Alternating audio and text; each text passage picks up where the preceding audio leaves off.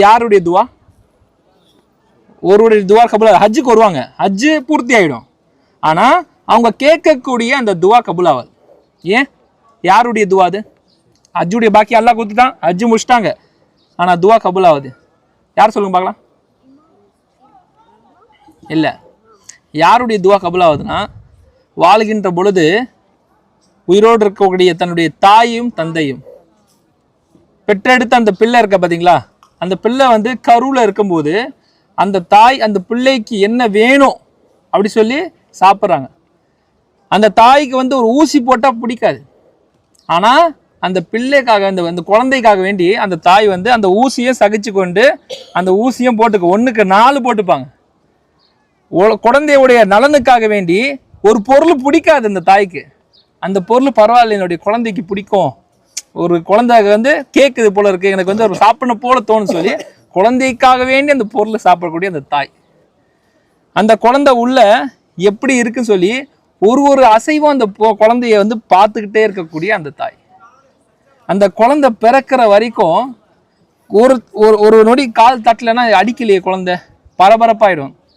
அவ்வளோ கஷ்டப்பட்டு தன்னுடைய உயிரையும் போகக்கூடிய அந்த சூழல் எது? எந்த சூழல்? பிரசவ வலி.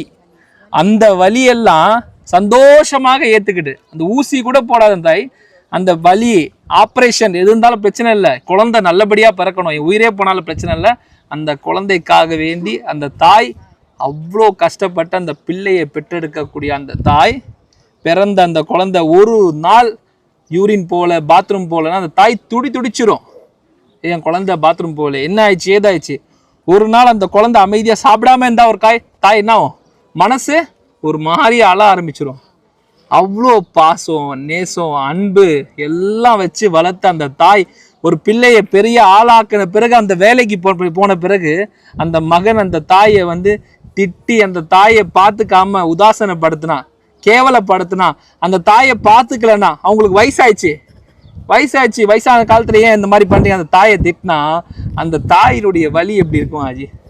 அந்த தாயினுடைய வலி எப்படி இருக்கும்? அவ்வளோ கஷ்டப்பட்டு நம்மளை வளர்த்துருக்காங்க.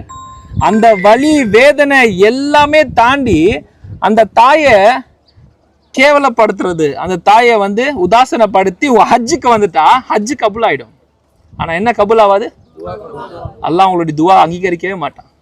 அதனால தான் சொல்கிறேன், நம்ம வாழ்கின்ற பொழுது எத்தனை பேருக்கு தாய் இருக்காங்கன்னு தெரியாது, ஆனால் இல்லாதவங்களுக்கு இந்த இடத்துல துவா கேளுங்க. யா அல்லாஹ், எனக்கு தாய் இல்லை தந்தை எல்லாம் வஃபாத் ஆகிட்டாங்க, நான் இந்த பாக்கி அல்லாஹ் நீ கொடுத்துருக்கேன், அரஃபா மைதானம் வந்திருக்கேன், ஹஜ்ஜுக்கு இந்த மைதானத்தில் துவா கேட்கணும்.